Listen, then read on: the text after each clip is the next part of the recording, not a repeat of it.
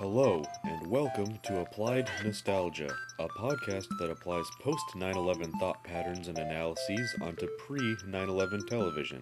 In other words, Cale and Evan talk about old TV shows. For updates, follow us on Twitter at SoWellRead. That's at SOWELLRED. So stick around for a few laughs, and you just might learn something along the way. And we're back! Welcome to Applied Nostalgia Season 2. I am Cale. Hi, I'm Evan. Today, we watched the Ferris Bueller sitcom, episode 104, entitled, Without You, I'm Nothing. So, Evan, on this break we've had, this couple months off, what have you been up to? Well, to be quite honest with you, I've been up to quite a few things. First of all, I added a little bit of clout to my clout machine. Oh, yeah? I got a little extra popularity, and I went up to a place called Canada and attended a dance called the Snowflake Dance. And let me just say, my dance card was very much punched, and my V card was very much pushed. Oh, If you know what I'm saying? Don't you mean punched? No. Normally it probably would be punched, but it didn't go all the way in. Did you use a dental dam instead of a condom? I did because let me give you a little BR here, background. Oh, I thought you meant battle rifle from Halo. I'm a pacifist, bro. But whenever something gets pushed in, I let out a big Hoover, so I feel it's more appropriate to use a dental dam rather than a condom? I get it. Dam, because of the Hoover Dam. Yeah, and I really did say that. It's not just a joke. Did you know that I've actually been to the Snowflake Dance before? I think we might have talked about it on the show. Yeah, I remember. Oh, okay. Mr. Jean Jacket 1997 over here. Hey, what can I say? I didn't make it up there this year. I'm glad you got to go in my place. They were all asking, and I said, listen, I don't know what the guy's up to, okay? We don't talk when we're not recording these. Very, very sensitive thing. Yeah, it's that's dynamic. What a lot of people don't know is we're a lot like Penn and Teller. Like, Yeah. I'm really handsome and attractive in the front man, and you're like Teller. Yeah. And we don't actually associate outside of recording this. No, I don't really know him very well. It's the way to keep the professional relationship going and, just moving along, so we don't actually have any personal ties. Never get personal with anyone because they will hurt you. I remember one time I thought about inviting you over for dinner, and my wife was like, don't even think about it. And I was like, you're right. And then I got a divorce. So, Your wife's she's a whore, okay? Well, I don't appreciate you saying that, but it's true. Well, great men usually appreciate the truth over someone tiptoeing around their emotions, trying to make them feel good. So what have you been up to yourself? Well, it's kind of funny that you say you got a little more popular. Yeah. Because I actually got a little less popular. How? Well, my phone was just blowing up so much. I remember. I was getting so many texts that it would tell me that I had no more data left. And I was like, text shouldn't actually count on my data, but, whatever, I got unlimited. But apparently there's a limit on unlimited. T-Mobile over here? Yeah, tell me about it. Ugh. Thank God they're not a sponsor, am I right? Well, actually. I actually got a little less popular because I went around, the local schools, and I told the youths that my favorite movies were Transformers and Ace Ventura: Pet Detective.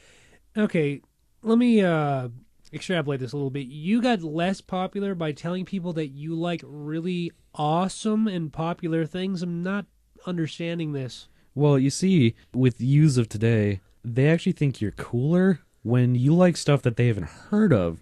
So if I say stuff that they all have heard of, they actually think a little less of me. So what you're saying is the youths of today, they prefer mysteriousness over transparency. Yeah, sort of like the government. You should want that transparency so you know what's happening in your government situation, but I'm gonna get off my soapbox. Okay? As I said, we got back in the swing of things by watching the Ferris Bueller sitcom. And let me ask you, you ever seen this before? Cale, I've never seen the Ferris Bueller show. I've just never seen it. I wasn't born yet. Did you watch this? You know what? I actually wasn't born yet either. Interesting. Yeah, Learn it's- something new every day. But you'd think we'd know that because we've been in a professional relationship and recording these for so long that we'd probably get to know what each other's ages were. But Yeah. I just thought you were like 65. Well, and I thought you were a time traveler. Well, I mean, that would explain the Morlock down in my basement, but, you know. Yeah. More locks is the key word here. Folks, and key also a pun. This guy needs more locks on his house. Yeah, I live in a pretty unsafe part of town. Actually, that's part of the reason we haven't recorded in a while. See, last time when we recorded the Hey Dude episode, the fan favorite, Evan's car was on blocks when we left. He had his tires and rims stolen. Can you believe it? Yeah, folks, I couldn't believe it, but I walked out there and there were Legos where my wheels once were. Oh boy. And I had fun playing with the Legos for a little while, but I gotta tell you, folks, I can't get to work at the laundromat on Legos, Hey. okay? I think you should Lego your expectations for when you come to this part of town. Well, I think you should Lego my ego, okay? That may seem like a non sequitur, but I'm not from Ecuador. Speaking of breakfast, the first scene in a Ferris Bueller sitcom, actually the second scene, is a breakfast scene. I can't say I'm a fan of the movie. Are you? Yeah, I'm a huge fan of the movie. What's the full title again? I think it is, what is it, Ferris Bueller's Days Off? Oh, is that the sequel? I'm not getting what you're saying. Because it's called Ferris Bueller's Day Off, and you said Days Off. Oh, yes, so the sequel would be multiple days because the first movie was just a documentary of the one day that Yeah. he took off. Like, the first one, he gets a day off, and he just kind of barely got away with it. And the second one, he's even better at his job of skipping school. So he gets, like, a couple days off. He gets, like, a long weekend out of this. That's crazy. So you're saying leave on Friday night, stay till Saturday, go into Sunday, and then Sunday night talks Cameron into trying to squeeze one more day of this weekend out and not go to school the next day. That would be one day off, then. Yeah, but you said long weekend. Yeah, but I meant, it's days off. Like, he would take 2 days of school off or more. I guess, but you said long weekend. Yeah, you attach them to the weekend. You don't just take Tuesday and Wednesday off. Listen, I guess you're... Okay. Let's redo this. I'll go back on this. Okay. So Friday morning, he takes the day off. He gets out of the school. Goes through Friday. He skips Saturday, even though it's not a school day. And then he got Sunday. And then he doesn't go back Monday. That's a long weekend. That's 2 days, plural, days off. That is my final answer.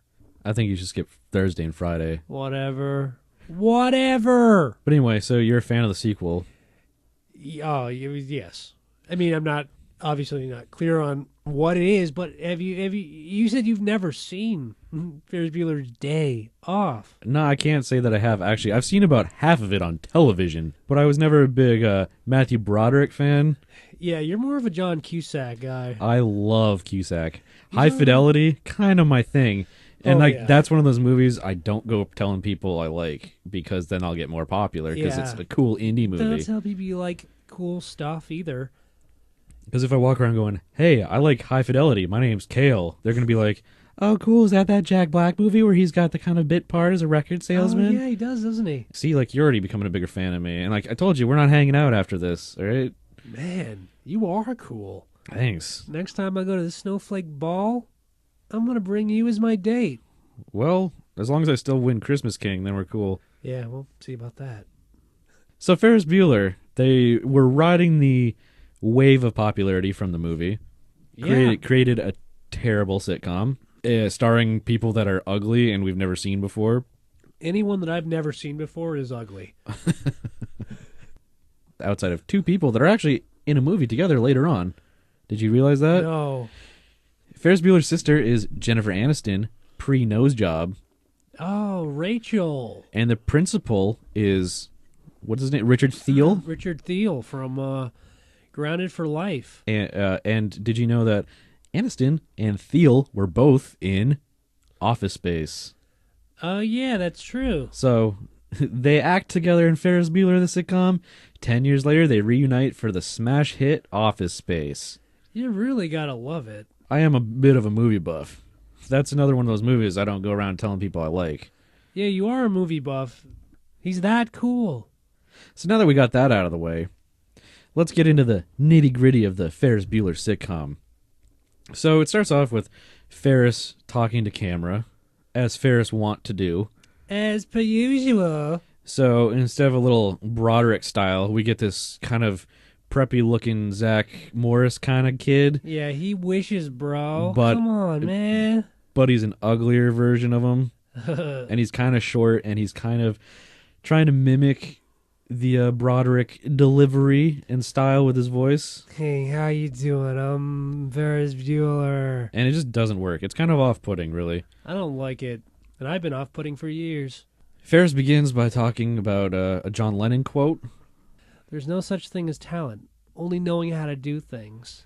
implying that his talent is a little bit from his mom, and you see a cut shot of his mom doing something in the kitchen, like on the phone, and then he goes, man, a little from my dad, and then you see his dad reading the newspaper, and a little from my sister, and then you see Jennifer Aniston, pre-nose job, walking around doing something, and then he walks across his bedroom, and guess what kind of poster he's got on his wall? What kind? Not to create a theme with the rest of our shows, but he's got a Larry Bird poster. Oh, interesting. What's up with all these sitcoms and NBA posters? I don't get it. I do. I think they want to make me relate to the people in the TV box. Do you think it's almost a cultural touchstone or something? I gotta say yes. If I was pressed, I'd say yeah. Basketball is one of the most important sports. Some say it's America's pastime. Yeah, basketball's a game of inches. Not to spoil the show, but Ferris Bueller's a little bit worse than Hang Time, in my opinion. But it's got a better basketball player poster. Yeah, So it's hard to really. I don't know. It's hard to understand what you're getting at here. Ferris Bueller's on a lower level. Let's call it like a D- to Hang Time's C. And then Hang Yeah. Time has a Reggie Miller poster in it, which let's call him a C+. And Ferris Bueller's got a Larry Bird, which is like an A+. So it's like, do those really average out to anything? Or am I just making things up to talk about them? Well, listen. First of all, I think we're all just making up stuff to talk about them. Isn't that what life sort of is? Not to be all Ferris Bueller on you. But another thing, I gotta say, it kind of does matter because if I'm going to relate with these characters, I want it to be someone I want to relate with.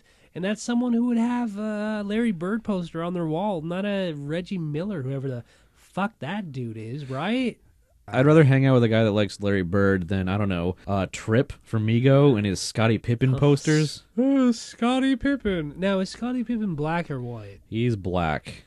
Okay, that doesn't change my opinion on him. I'm just a curious dude. Oh, Reggie Miller's black too, if that affects your decision making. No, I for some reason I knew that. No, I'm not trying to be racist. He makes a face over here like I'm being hateful. But I just had a feeling that Reggie Miller was African American and that Larry Bird was white. Well, he was white. I know, and I just had a feeling. He gets through his speech about his own talents and stuff, so he's pretty full of himself from the get-go. Uh-huh. And then he goes down to the kitchen where everybody's eating breakfast and his dad's reading the newspaper and whatnot. And he's talking about going to school, and Ferris says, isn't it ironic that homecoming means I won't be coming home tonight? And it's like, dude, are you just telling your parents that you're going to get laid? That seems really strange to talk about. Did you ever go up to your parents and say, hey, Mom and Dad, I'm not coming home because I'm going to be slapping some skins? Yeah, I did. Yeah, I did. But my parents and me, we had a kind of relationship that most people only read about in books from the Victorian era. So it was very prim and proper and you couldn't show your ankles? Yeah, but I mean, when it came to, well, I'll give it like this. We would write each other letters. Oh, yeah? Really, really detailed letters in calligraphy. And within those letters, we were allowed to say whatever we wanted, our deepest desires, anything. And yeah, I would write I'd write some pretty saucy stuff, but I wanted my parents to know kind of what I was going through and, who I was getting it from, baby. That's pretty cool. It's good that your parents were concerned about your life. Yeah, well, they didn't read them, per se. Did you send them? Yeah, man, I sent them, but they just said, oh, we didn't get them. And I was like, I live with you, and I put them in your mailbox. Oh, well, that's actually illegal. Is that why I got put in jail? I might be, because it's technically fraud, because you didn't send them through the postal service, you just put them in a mailbox, which is a U.S. postal receptacle. Okay, interesting. So maybe you actually shouldn't have been going to that snowflake dance, because it looks kind of shady to leave the country after you've been arrested like that. Oh, my Lord. Actually, you know what? Before we get too far into this, we should probably give a little synopsis of what the show is. Can you explain what Ferris Bueller, the sitcom, is about? The show in general or this episode? First, the basic premise of the show. Ferris Bueller is a sexy, popular, short guy. He wears funny-looking shirts and khakis. Yeah, he does. And he's got nice hair, and he's a monologist. What does he do? The highest order. He schemes. He... Dreams. Dreams. And he makes the girls... Cream. There you go. And what would you say this episode's about then? This episode is about Ferris has a friend named Cameron. Cameron is not so popular. So what happens is Ferris realizes that Cameron feels like a fuck up. And Ferris, he arranges things to happen to make Cameron more visible socially. Wow. He's so powerful that he actually improves his friend's life. He's benevolent and he's like a god. Would you say he's more of a god or more of a sociopath? I have to say he's more of a god because then again, I was going to say he can empathize with the principal after he's suspended. We'll get to that later. Spoilers. But he realizes why the principal reacted like he did because he says, as pathetic as it might sound, Cam, this is that guy's whole life. But then again, some sociopaths, they have something called cold empathy, which means they... Like Coldplay? Yeah, very, very similar. Where cold empathy is when you can empathize on an intellectual level by becoming an expert of the patterns of human emotion. Oh, I think I got that. Yeah, me too. I'm a little bit like Ferris, don't you think? Yeah, I do. Except for the good things about him. Aw, that's so sweet. Hey, what can I say? I'm a sweet guy. Okay, so we got a little background on the show now. Smash cut in the podcast. Back to the breakfast table. Ferris tells his parents that the school mascot has changed from the dolphin to the Viking because Mr. Rooney, the principal, a.k.a. Richard Thiel, is sick of other schools singing the Flipper theme song when they play the sports teams. I don't get it. What's Flipper? Is that a show? Oh, it's, the dolphin movie / TV show. It was a TV show in like the 50s. Yes. And then they turned it into a crappy movie. I used to watch the Flipper TV show on Nickelodeon. It wasn't very good. It really wasn't. I mean, a dolphin doing good? Come on, we all know dolphins are devious, baby. You know what I'm saying? I honestly couldn't tell you what the theme song sounded like. It was like, hey, Flipper, there goes Flipper, flipping down the lane. Okay, that sounds cool. I don't know why you'd be mad that people were singing that. Well, because it trivializes the whole fucking establishment, man. That Flipper show was at least 20-something years old at the time of this show existing. So I really don't think a bunch of teenagers were singing the Flipper theme song to their football team. I don't actually think it's possible that they knew it. I never thought they didn't have YouTube. I don't believe they watched reruns of it because things were not reran as much back in the day. Cable channels, baby. Airtime was very expensive back then. Airtime was at a premium, like a choice cut of steak. Oh, baby, give me a steak. Give me some mushrooms. Give me some butter. I want to slather it on the bacon, baby. Okay. It's like, at the time of this show, MTV was just but a babe. Man. The Real World hadn't even been on yet. Oh, I can't imagine a world without being the real world. Without the real world. Basically where I was going. I kind of stepped on that one, didn't I? Oh, but it's all right. Because, you live and you learn.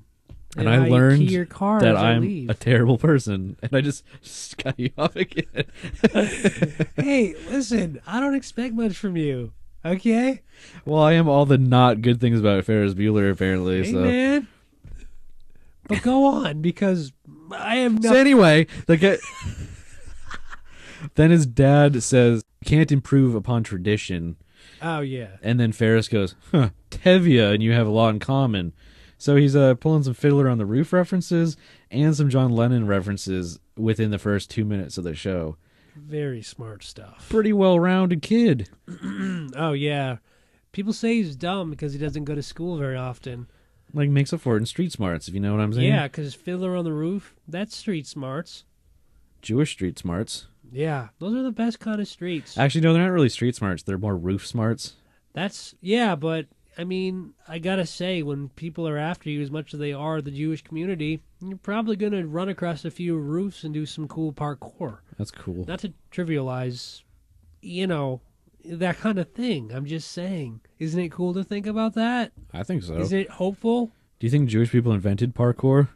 I gotta say, parkour had to be invented by a group of people that were very much in hot pursuit by a lot of different people, and you had to get away. So yeah, you're gonna do some cool flips on from roof to roof.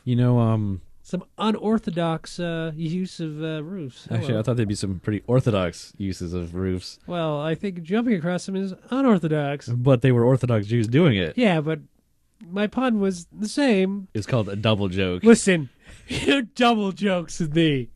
Actually, I heard that, the chapter in Anne Frank where she talks about fingering herself? No. Yeah. You mean page 84? No, I heard that she was inspired to finger herself because she saw a Jew flipping off a roof to another roof. Really? I had no idea. So, yeah, the school mascot is changed to a Viking, and they're sick of the flipper song, which nobody would know.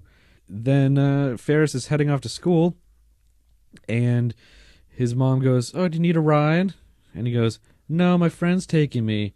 So he walks outside, and you see the wind shake and hear a helicopter sound. So cool, dude. And you don't even see the helicopter. That's how, heady this show is. They just imply it. It's, all in your mind. That's how, cerebral they are. Well, it's basically, when this part happened, I felt like I was reading a book on my TV. Hybrid entertainment, bro. When you first watch it, you think, man, they have no budget and they can't afford a helicopter. Yeah. But then when you, really think about it, you're like, nah, it's a real statement on your imagination and how it should be used. Ferris uses imagination all the time. Yeah, absolutely. And you should be more like Ferris. They're inspiring the audience to be like Ferris. I say, give a man a helicopter, give him a ride for a day. Teach a man to imagine a helicopter. That guy practically has his own helicopter. I think it's a pretty succinct way of putting it.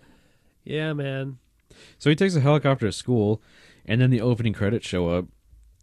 And it introduces everybody's name, obviously. And Ferris Bueller is played by Charlie Schlatter. Yeah. You may remember him from such hits as Ferris Bueller the sitcom. He was so good in that. Yeah, I really loved his work in that. And then he was basically on a bad green screen the whole time, moving around and pulling people's names up, kind of Clarissa Explains It All style. And pushing them off the screen and pulling new ones on and kind of wiping them with his hands and changing the color, and it just looked pretty bad. It looked bad, but I mean, it got me in touch with Ferris's character quite a bit, where I was like, look at this guy. He can't even let typeface float across the screen without somehow manipulating it and shaping it to his ideals. He's a little bit like Charlie Kaufman. Oh, absolutely. He's I know I'm in an opening credit sequence. I'm going to play with the form here. And he just messes things up. Charlie Kaufman plays parkour with the idioms of film. He really does. Remember at the end of the opening credits when he walks into the school and it's just a really bad CGI door opening and a name flies out when he walks in? Yeah, I remember. That might be one of the worst things I've ever seen. It was really bad. But I'm going to play devil's advocate here. Oh, okay. Al Pacino. But I got to say, if he didn't walk in that school, would we understand that it's a school and that he goes to school? Probably, because he told his mom he was going to school before the opening credits started. Yeah, you're right. That was a trick question. Stupid and bad. He gets to school, and as he discussed with his parents, it's homecoming, right? Which we all know is in the fall, as tradition dictates. That's what I've always thought. It's pretty early. It's like, mid to late September. Or actually, it might be a little later than that. Maybe early October. It's kind of, big football game. Everything's going on. There's a dance and Trust everything. me, you don't have to tell me. Remember? Yeah, well, we both went to a pretty poppin' high school, so Oh we my know. God. So yeah, homecoming's like, in the fall. School's already been going on for a little while. Yeah, And it really has. the opening shot of the hallway in the school on the day of homecoming, there's a poster that says cheerleading tryouts at 3 p.m. Naturally. So, yeah, they usually have cheerleading tryouts at 3 p.m. the day of homecoming when there's already been multiple football games beforehand. Well, And they just did them without cheerleaders for the first my theory quarter of the is season. that they used to just coast by on being called the Dolphins, and then when things got hot, they had to bring in cheerleaders. But it is slightly confusing because later in the episode, Cameron alludes to when Ferris campaigned to get the cheerleaders' sweaters to be tighter. So did he do that earlier that day, or is that purely theoretical because it was announced that there would be cheerleaders at some point, and Ferris was so prudent that he then made sure that their sweaters would be tight. I think you're just pulling on sweater strings, if you will. I feel like, to be honest with you, I feel like a puppet, and other people are pulling my strings. Because Ferris has been established as being at the school for 2 years. I think it's plenty of time for him to have complained about cheerleaders not wearing tight enough sweaters in 2 years. Listen, you keep getting away from the issues. We said that the cheerleaders were established that day. Not the entire team. The team for that year is established that day. Okay, I get what you're saying, but I never said that. Not to be John Kerry here, Stop flip-flopping. but I remember saying something different. Your time is up. Oh, okay, my time is up. We'll get to it when we get to it, but he's been at school for a couple years at this point. Hey, so listen. he's presumably he's at the start of junior year. I'm with you here. And he, in the last, maybe freshman year, maybe sophomore year, who knows? He was like, hey, cheerleaders, they ain't showing enough of that skin, So we need to get him tighter So they're sweatshirts. so tight that they're squeezing through the threads. Yes. That is tight. I know. They're basically fishnets, or they're very overweight cheerleaders. Ugh. Well, They're actually okay. Irish wool sweaters, but very fat cheerleaders. You know what? I feel bad because a moment ago, I felt like I just did something known as fat shaming, where I went, ugh, when he said something about them being overweight. Listen, whatever size you are, as long as you're a woman and you want to have sex with me, you're attractive. Lacey Green would not appreciate your fat shaming. Lacey Green, at Lacey Green, LACIGREEN. That's actually not her Twitter. Okay, I went in, I was very presumptuous. But what can I say? Lacey Green wouldn't appreciate that. So cheerleaders are forming that afternoon. The game would presumably be at like 6, 7 o'clock. So that means the cheerleaders would not only try out at 3, but have full routines and uniforms and have practiced by 6 or 7 for the game. I just figured this out. They're adding new cheerleaders that would presumably be incoming freshmen, and the other cheerleaders are upperclassmen that have been on the team in the previously already. Okay, I'll give you that. That's a little bit more sensical, but there's still been multiple football games. Homecoming isn't the first game. Well, I'm thinking that that they wanted a few extras for the homecoming game. You know what? It doesn't make sense. I want to believe that they're doing it intentionally to try to warp our brains and make us rethink cheerleading, but I really think that it's just they messed up. They messed up bad. Yeah, I know you're trying to get the shows back, and I mean, I am too. But I mean, when there's a logic failure, there's logic problems, you know? In a way, we're both Camerons to the show. The show is Ferris, we're Cameron. We're dependable, we're loyal. Without the show, we're nothing. Yeah, we wouldn't be here without the show. No. Our parents actually conceived us while watching the show. Yeah, I'm glad that both our parents had VCRs. That's all I'm going to say. So, okay, after cheerleading tryouts, everybody is coming down the hallway, and it's the morning, because, they just all got to school. They all walk down the hallway, all random kids, football players, girls, whatever, and they're tapping Cameron on the back, and they're like, hey, have you seen Ferris? And he turns around, and he's like, no, I don't know where Ferris is. And then that happens multiple times, and he starts getting angrier and angrier because he realizes everyone just wants to see Ferris and not him. So that's his problem in the episode. What a problem. Yeah, I don't know, man. Have you ever felt just overshadowed by something or someone or anything? Personally, I haven't. Neither have I. 'Cause, I mean, everywhere I go, I'm the most popular guy in the room, and everyone just kind of gravitates around me. Yeah, and me? You didn't ask me? Oh, yeah, well, I don't know if you were going to. I probably wasn't. But I'll go ahead and say it anyways. That I also have never been overshadowed. But that's also, I think, one of the reasons we don't associate outside of our professional capacity. Let's see. Ferris talks to Cameron, who's having the problem of feeling inadequate. And Cameron walks away. He's all pissy that he's not as popular. And then Ferris takes a look at his sister. And she's down the hall who is getting hit on by a guy.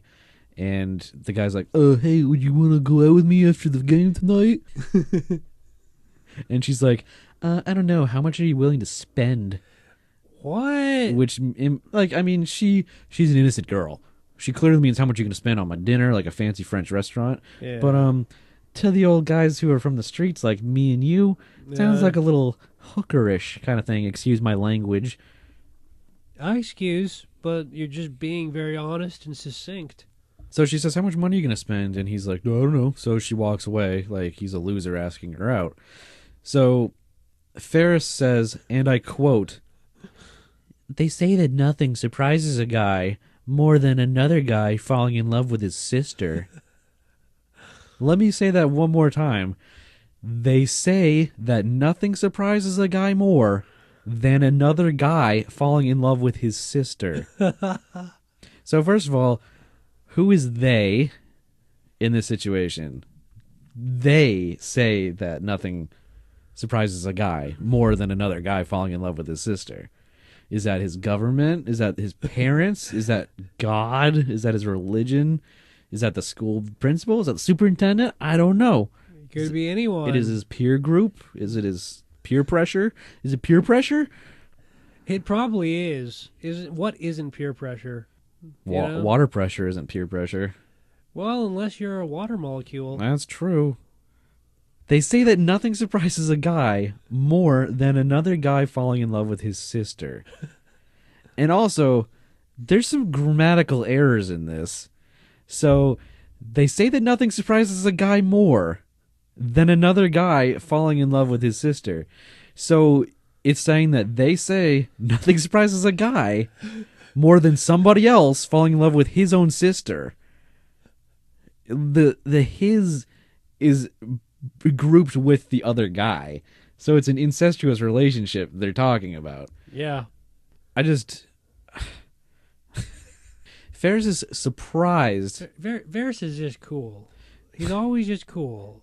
But he's never been more surprised than another guy falling in love with his sister. So he's never been more surprised than this other time when a guy fell in love with his biological sister.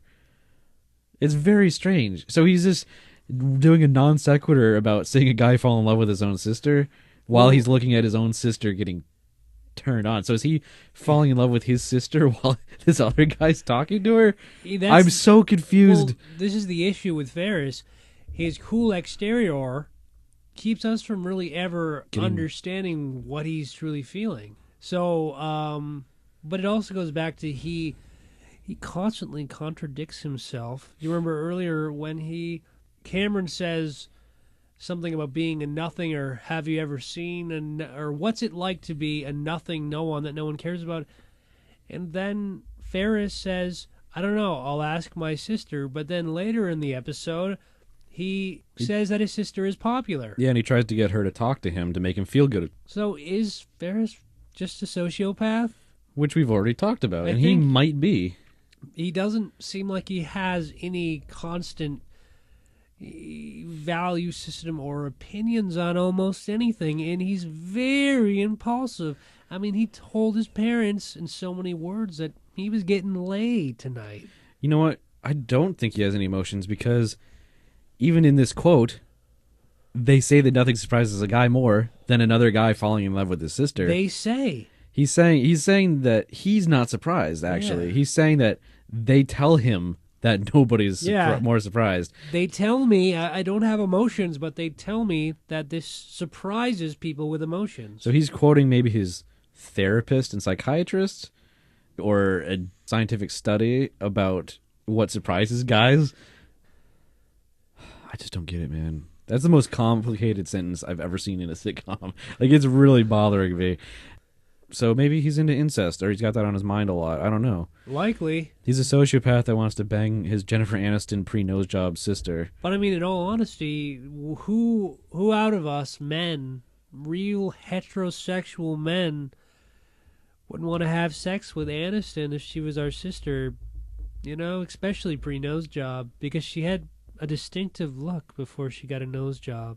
Yeah, it's like she had a weird, bulbous, grotesque nose. Yeah, she was very, what is the word, like Polish, sort of? No, I think you're talking about disgusting. Does her nose put screen doors on submarines? It's actually the first thing I thought about.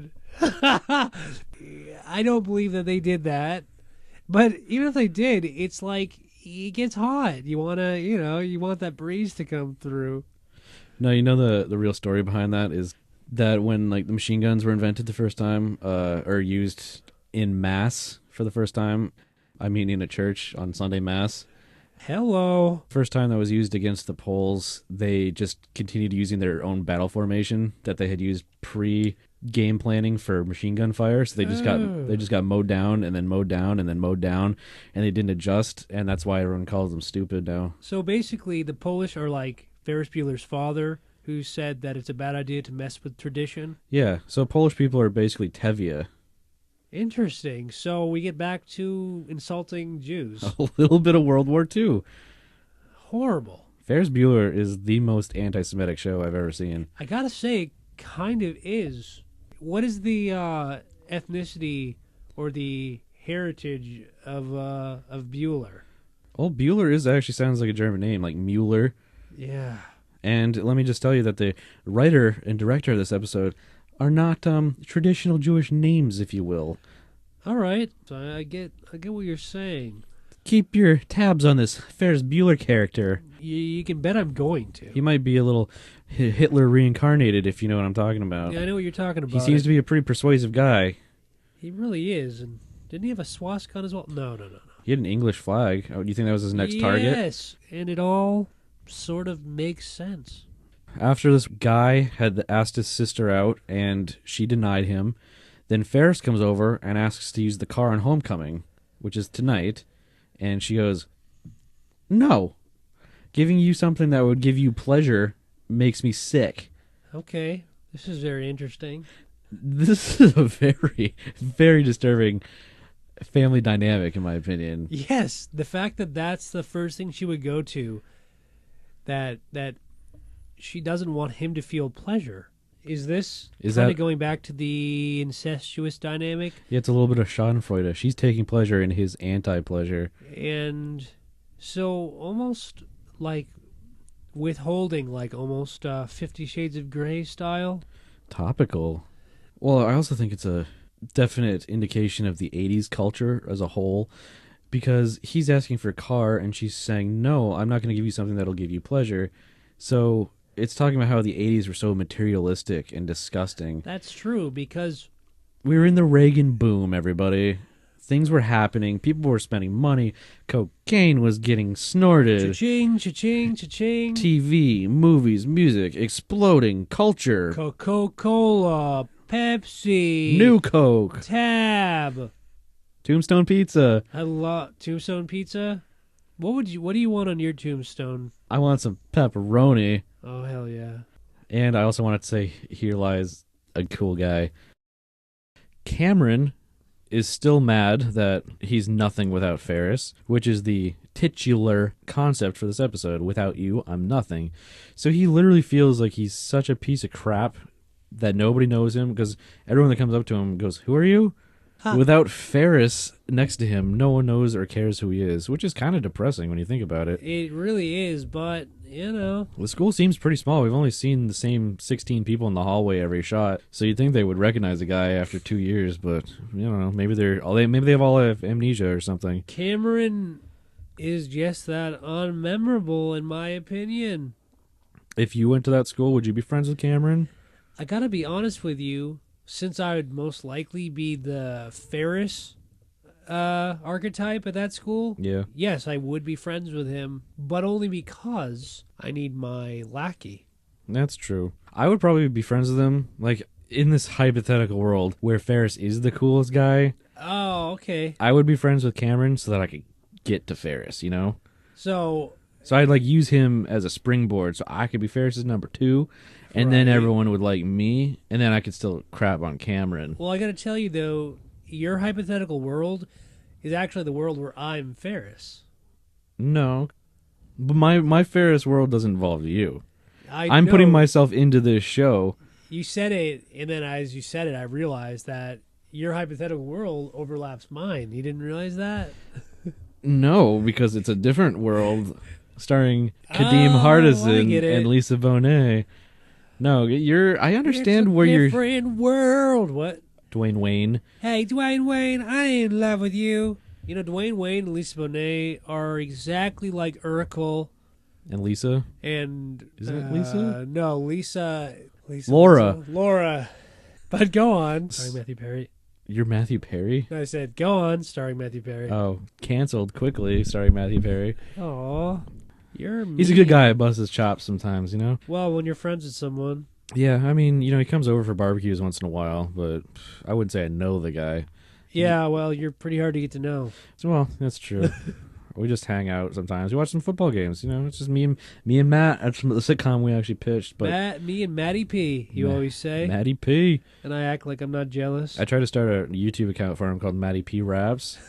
And then I would get him to do kind of covers of songs, but change a couple lyrics around so it would fit him and his lifestyle. It didn't really take off. Yeah, rap songs about being an out-of-work actor, not that interesting. No. I mean, I liked them. I helped write them, though, so I'm a little biased, but... Hard not to be. I'm a little totally biased with, like, Kamau Bell. I love the Bell. He's so funny. He says exactly what I'm thinking. Did you know that one time W. Kamau Bell saved me? Now, how did you get saved by that guy? I was walking down the street in New York, and he was like, "Hey, look out!" And then I stopped, and then a cab flew by in front of me. So like, I would have got hit by a cab if I wasn't saved by the bell. Oh, wow. Because I woke up in the morning, and something was out of warding. Yeah, I know what you're saying. And I didn't think I'd ever make it on time. You're prudent about your time. But, you know, it's all right, because I was saved by W. Kamau Bell. Man, I wish I knew Bell. He's pretty cool. I could hook you up with Art Bell if you want. Host of Coast to Coast. Yeah, I know Art, and I know Art, and this ain't Art. Yeah. Cameron's still complaining that he's a nothing. He's a dust mote floating in Ferris's gravitational pull, basically. That's just my artistic spin on it. Beautiful. Thank you. I write poetry sometimes. So Ferris takes him to go see the Spruce Goose, Howard Hughes' plane, you know, that's made of spruce, that they said couldn't get off the ground and everything, and then it did for like a second, and then it counts as a major victory for him, even though he's a crazy weirdo that died with long hair and fingernails and was obsessed with germs. He's a cool guy. So basically, Ferris was like, you could be him one day. You know, I always like my motivational speeches to tell me to be a crazy person. don't you? Isn't that like really inspirational when you hear that? Yeah, no, it is. Well, I mean, I always tell you, when you want to get motivated, go look in the mirror. So Ferris says, "Don't give up, Cameron. You can become a person someday." Basically, Wait, did he say that? he said, "Don't give up, Cameron," is the message. Well, basically, that's what I wrote down. Don't give up, Cameron. Oh, don't give up, Cameron. Because he's basically saying you can be like Howard Hughes and accomplish something that people don't think is possible. What, by being known by Being known name? by 20 people by name in school. It's pretty impossible for Cameron, apparently. So then Ferris goes back to school and finds Jennifer Aniston pre-nose job and goes up to her and says, "Hey, do you think you could talk to Cameron? Because he's kind of down on himself. He's got low self-esteem." And then she goes, no. So he's asked her for two things, and she's denied him both times. So like, they're pretty tight, like relationship-wise. They do favors for each other a lot, apparently. I sense a hint of sarcasm. Yeah. Sibling rivalry. Talk about it.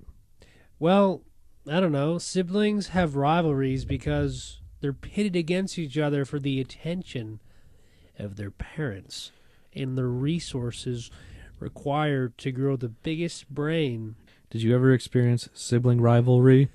Well, I gotta say, I didn't. I don't have any brothers or sisters. Some people say I do. I say, what are you talking about? I'm an only child. But people want to get on my back and tell me I had brothers and sisters. You can believe what you want. Because I know my life. I think I know my life a little better than you'd know my life. His sister won't go talk to Cameron, which you'd think, like, hey, all you have to do is talk to the guy. You don't have to date him or anything. Yeah. She could have just gone up to him and said, like, "Hey, Cameron," and he would have probably, like, exploded with In happiness. his pants. Well, I meant, emotionally, because I'm not a sicko. Hey, listen, we're guys. When a guy has an emotion, his dick is the first person to know and the first person to express it. And that means jizz flying out of the dick when he feels good. So then we see some nerds in the hallway hating on the new Viking statue that kind of has the visage of the principal, Thiel. Good looking guy. He's got brown hair at this point instead of gray hair, and he's kind of thinner than he was in the 90s. So yeah, he was as good looking as I've ever seen him. Oh yeah. Still not that great looking, but better than other times. Better than some people. So it's basically Thiel, who's Mr. Rooney, the principal. The new Viking statue is of him, basically, in a Viking outfit. Like, he's got the helmet with horns and whatnot. And some nerds are talking in the hallway about, like, how it's a terrible statue and they're gonna knock it over and, throw eggs on it and do all that kind of stuff that you do to statues. Yeah, on Halloween. I mean, in our high school, our statue got egged quite a few times. Yeah, some people say, you got a little egg on your face to the statue. Yeah, and the statue is like, because it's a statue Yeah. and didn't say anything. Yeah, well, not to you, bro. Statue told stories, maybe not in words, but it told stories. Cameron decides that the easiest way to get known is by playing some sports. So, sort of a semi-montage where Ferris is watching Cameron try out for the wrestling team, which, again, cheerleading tryouts are a little late. Yeah. Wrestling tryouts are a little early. Wrestling is typically a winter sport. So wrestling tryouts wouldn't be in the middle of September. They'd probably be more around early November. So, just saying, I don't think this is a prestigious wrestling program that needs to recruit guys. It's just not that kind of a school. And if it was, they wouldn't let Cameron even try out because they know he's a piece of crap. Yeah. But they let him try out, and Ferris is somehow allowed to watch tryouts, which is not usually allowed. You're either trying out or you're not trying out. You can't just have hang-arounds in the gym. Yeah, but Ferris is very popular. I think, dude, I imagine that he's probably consulted before anyone's let on any club or organization related to the school. So are you saying that popularity and celebrity and wealth is overvalued in our society? Yeah, And they get unfair perks that the normal man doesn't get? Do you want to call Ferris having power because of his prowess unfair? because I'm not sure if it is unfair, because this country was more or less built on people of Ferris's ilk, you know? People who get shit done. People who don't get caught up on emotions and feelings, you know? Blah, blah, blah. Well, I'll admit, America is a lot like Ferris. It rules, number one. Uh-huh. Number two, Eagles. And number three, barbecue.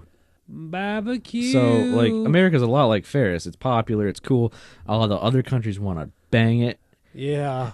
The people in it, the average Joes, the workaday guys, the blue-collar guys, they're a little more like Cameron. I think they deserve a little more respect. I don't agree. I gotta say, you gotta hail to the king, baby. Isn't that from a movie? Yeah, it's from Army of Darkness, starring Bruce Campbell. You gotta hail to the king, baby. If you're gonna play with the dog, then you're gonna get the horns. Okay? So Ferris watches the wrestling tryout, and then Cameron realizes he's watching because he wins, and he's like kind of pumped up, and he's like, yeah, I just tackled a guy. I win that round. Yeah, I touched a guy. And then he notices Ferris is on the bleachers, and he's like, wait a minute, Ferris is here. Something's probably going on.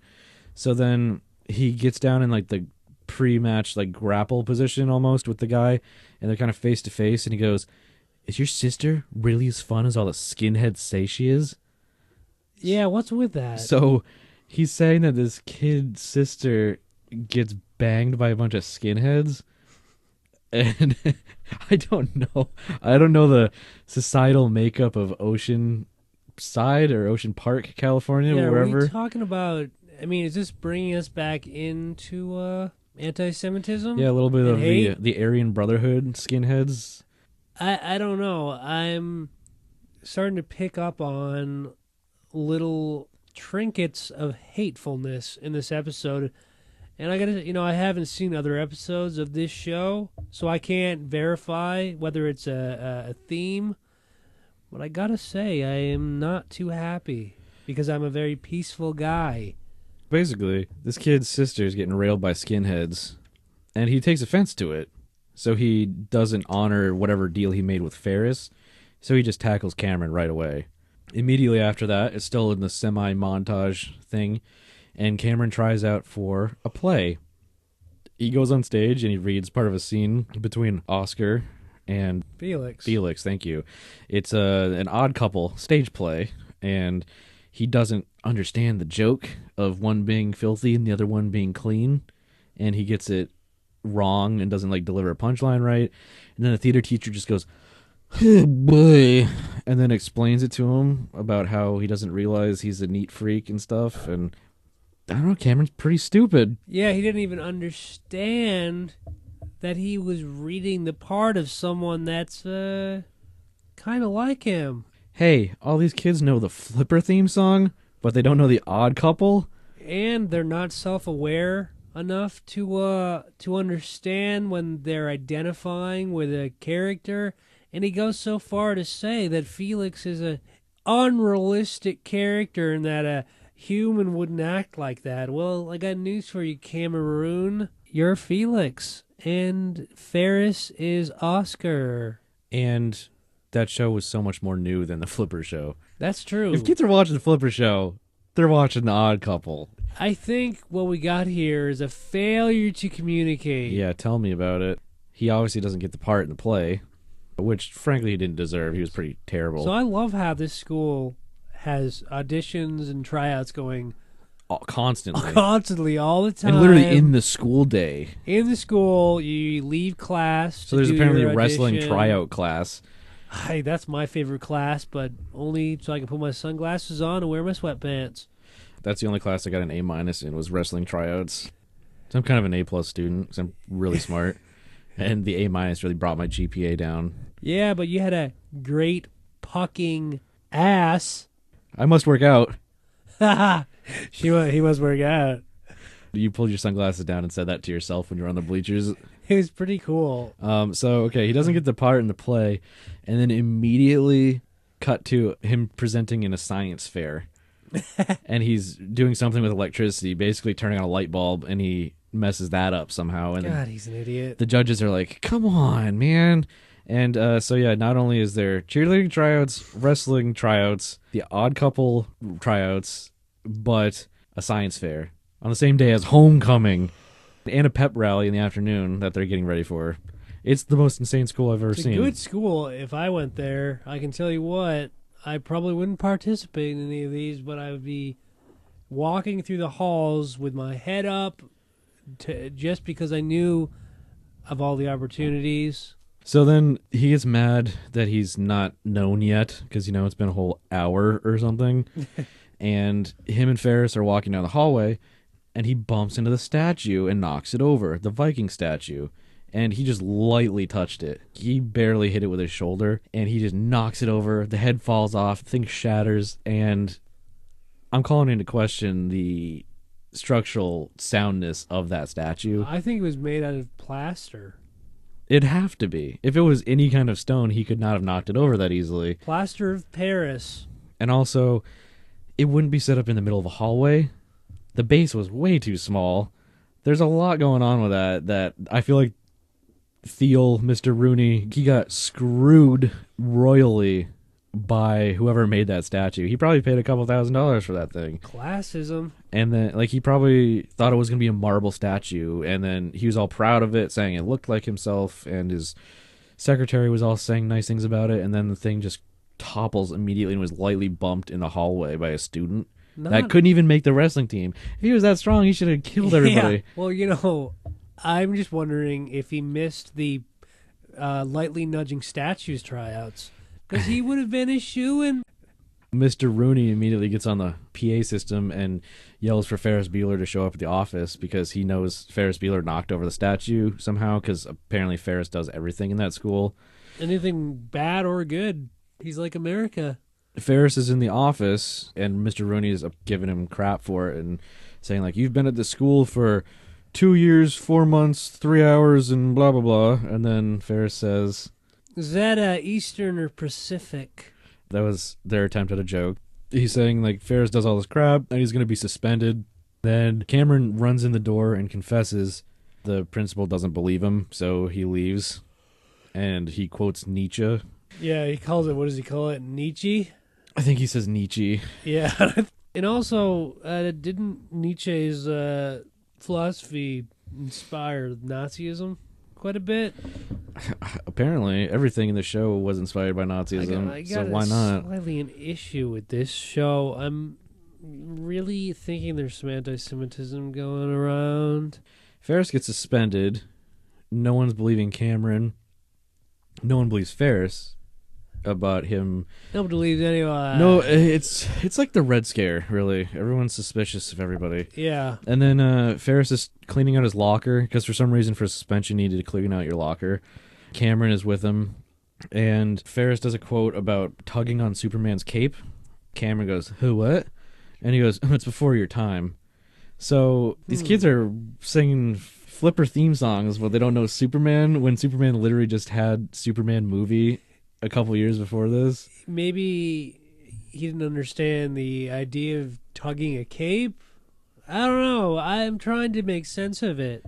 Bringing it back to Judaism and Nazism, Superman was written by two Jewish men. Yeah. As a way to take power back and show that they were powerful, and that's what it was. They felt scrawny and powerless, and they wanted to create the most invincible being so that they could feel more powerful. So, yeah, the show has some issues.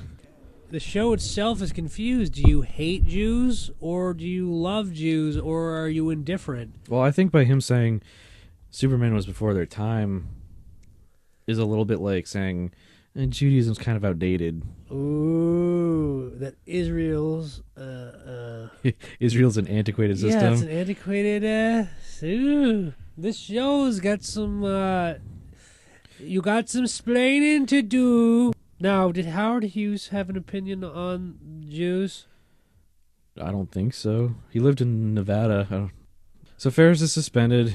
He's about to leave the school, and his sister sees that he's suspended and calls her mom at work and interrupts her and goes, "Ferris is getting suspended. I hate to be the one to tell you."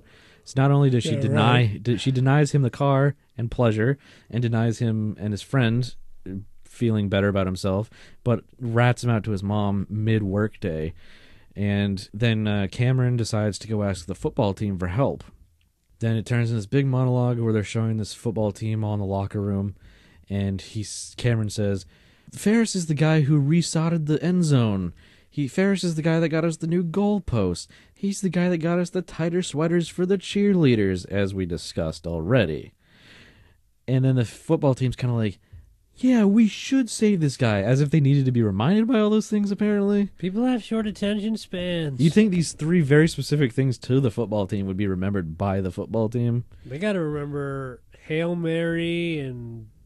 Button hook pass. Yeah, and lateral throw. Fumble Rooski. Soccer's not football. Statue of Liberty play. Hail Mary. Screen pass. Hail Mary. After the football team goes, yeah, we gotta help him, and they all run out without devising a plan. They just all run out for no reason. And then it pans over and you see Cameron stuffed in a locker, like upside down. So they listened to the guy, but they gave him a what's what. They didn't, for one moment, let him think that he had moved up socially. No, they didn't even remember who he was either. He was just some fucker in a locker. So then you get outside, and it's nearing the time of the pep rally. And presumably it's after school at this point, and Ferris is sitting on a cement block or something with a girl. Who's that girl? Amy? I think it's his girlfriend. I'm not sure the name. Whatever. I didn't catch her name. I think it's Amy. The principal does a hilarious knock-knock joke at Ferris's expense. Ferris wheel. He says, oh, knock-knock, Ferris wheel. Ferris wheel who? Ferris wheel... We'll be missing you. Yeah, we'll be missing you, which is really funny. And then he laughs and laughs and laughs. And then the football team runs out. Cameron goes, hey, principal, we want to change the mascot. We don't want to be the Vikings. We want to be the Fighting Poodles. Oh, shit. So the entire football team then puts on their helmets, and there's poodle decals on both sides of the helmets, like little stickers they put on to cover up, presumably, the Viking head that was on the side of the helmet. So where to get them stickers from? Well, I thought the same thing, but then I thought about the fact that they're a highly coordinated unit. So... you better bet that the QB gave them a play and they reappropriated that play, in terms of the city, and they made the play and got those stickers quickly. So you think one guy went out and bought some, basically? Pretty much, but one guy told him where to go, and the running back probably was the one who walked into the store. So the running back walked into the store? Yeah, well, he's not going to run. He can't. What if he twists his ankle? That's true. We got the homecoming game, good. Football players have the decals on their helmets, and then the cheerleaders come out all in uniform with poodles on their boobies. They have poodles on leashes, like little pink poodles on leashes with them. So not only did the cheerleading team get formed that day, but in the time after he devised the plan with the football team, between then and this pep rally, cheerleaders got the message relayed to them in a time without cell phones, and also had time to find 8 poodles and dye them pink and get them to the pep rally. Look, you can poke all the holes you want.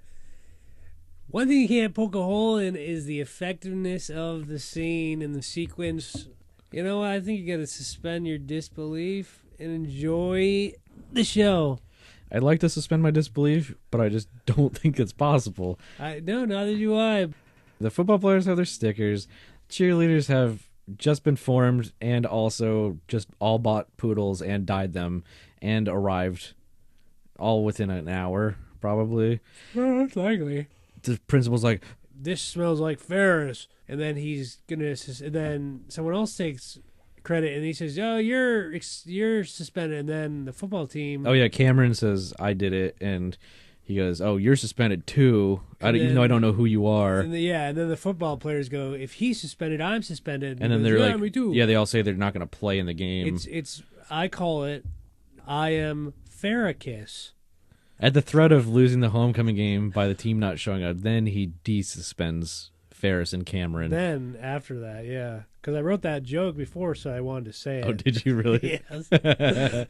Then Ferris, the guy goes, I don't know who you are, but I'm watching you. And then Ferris goes up to Cameron, puts his arm around him, and he's reaching up because Cameron's way taller and better looking than Ferris. He really is. And then for some reason he goes, he's Cameron Fry. And he's my friend, and I'm proud. He's my friend. He's Cameron Fry. And then everyone's like happy and claps. And then you see him in the hallway, and a girl comes up to him and says, I'd like to get to know you. And then he goes, oh, you know my name? And she goes, more than that. So that's kind of gross. What the fuck? Did Ferris spread pictures of his dick around school? Ferris paid a prostitute to show up at school. That's a good idea, though. Then Ferris Bueller gets kissed, and Cameron gets kissed by different girls. Don't get all weird. God, don't be a sick bro. Ferris fixes the statue, but guess what? The statue's got a big old butt. So he's doing what the principal asked him, but he's like tweaking it just a little bit. As per usual, bro. And the principal sees the statue and he's like, good job. But then he doesn't see the butt because it's on the back side of it. No pun intended. It's sort of like, but look what else I did. Everything's happy. Cameron gets known. Ferris fixes the statue. And also he kind of planted the seed. As he says, to his girl that's named Amy or whatever. Ferris goes, I planted the seed. Cameron just watered it. So like he basically set up this whole thing, but he's given Cameron enough credit where he's still partially responsible for it. So that's good for him. I guess he's not being a total credit hog or glory hog or glory hole. I wish he was more of a glory hole, but that's just me being a sicko. So then Ferris gets home and his sister's getting yelled at by the mom and dad. I don't see Ferris suspended. You got me out of work for this. So then they're going to take away her car. Hey, guess what? Ferris wins everything. And that just led me to a point that I have written on my piece of paper here. Men are better than women, according to this show. According to the show. Because literally it's about two men, and one of the men is the most powerful being on the face of the earth. He gets everything he wants, and if something's in his way, he schemes perfectly to get around it. His sister loses her car on homecoming night, which I don't know. So he came home after the pep rally, but before the game. And hey, man, you don't know about Oceanside. They're rich. She gets the car taken away, and then Ferris kind of like limps and acts like he twisted his ankle stepping off the bus. His parents are like, you can take the car for homecoming. The sister's like, you will never, ever, ever drive my car. You know, the joke would be cut to him driving the car. But so he cuts up to his room, and he's going, you know what? It's always best to have fun, but be thankful. But have a plan. But yeah. And always kind of challenge yourself to how hedonistic you can be and how many people you can damage along the way. Hurt as many people as you want, as long as you get what you want out of it. Yeah, I don't agree, but what can I say? I'm a decent human being. Yeah, what can I say? I'm not a disgustingly skilled sociopath. Yeah, man, but then again, are we just envious of Ferris's prowess? Sort of. You said Me I'm too. I'm all the bad parts of him, and I assume you mean bad as in the non-effectual parts, like, because I'm not capable of doing these things. Yeah. So I'm like the part of him that sleeps in on the weekend. Hey, but isn't that the part that's not a danger to society and doesn't hurt people? Yeah, so I'm perfectly content to be that. That's what I'm saying. You're not a bad person. And by you saying that is actually a compliment to me. It always was. What were you thinking? Well, I did the first time you said it, but then I realized it was kind of mean, but then I realized it's a compliment again. Yeah, so. just took an entire... It's like a car gets on a roundabout, and when it gets back off, it's like, that wasn't so bad. What are we, in England? Like Ferris's flag hanging on his closet door? In England on a roundabout? Full roundabout. Do you think you learned anything from the show? I learned about Ferris. I learned about, Ferris wheel. Yeah. That's a roundabout. It is. I gotta say, I didn't learn anything I didn't know. I learned a little bit about myself. I learned a little bit about a hate and a little something about love. What did you learn? I learned that the writers and producers of the show thinly veil their hate speech. Ugh, yeah. Also, I learned that Ferris is pretty cool. and that Oceanside is the coolest, most happening school ever because they get a new statue and have 20,000 tryouts for every team every day. So I would like to have gone to Oceanside. So now that you've seen this show, does this make you want to watch the movie? Does it have Charlie Schlatter in it? No, but it does have the next best thing, which is Matthew Broderick. I'd watch it. What else can you ask for? This has been a So Well Read production. So well read.